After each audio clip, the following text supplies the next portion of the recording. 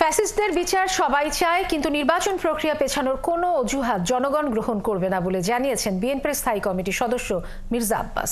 দুপুরে রাজধানীর ইউনাইটেড হাসপাতালে চিকিৎসাধীন বিএনপি মহাসচিব মির্জা ফখরুল ইসলাম আলমগীরকে দেখে বের হয়ে সাংবাদিকদের সঙ্গে আলাপকালে তিনি এসব কথা বলেন। মির্জা আব্বাস জানান, নিয়মতান্ত্রিকতার মধ্যে দিয়ে যেতে হবে। নির্বাচনকে পিছিয়ে দীর্ঘসূত্রিতার পেছনে দেশি বিদেশি ষড়যন্ত্র আছে বলেও মন্তব্য করেন তিনি। এ সময় ফ্যাসিস্ট দমনে নতুন কোনো ফ্যাসিজম তৈরির আশঙ্কাও করছেন বিএনপির এই নেতা।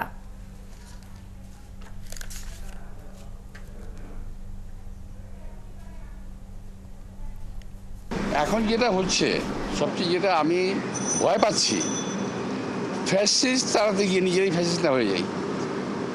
যারা কথাগুলো বলছে তাদের ভাবভঙ্গি, অ্যাটিটিউড, কথাবার্তা মনে হচ্ছে দেশের মধ্যে নতুন একটা ফ্যাসিজম পয়দা হচ্ছে।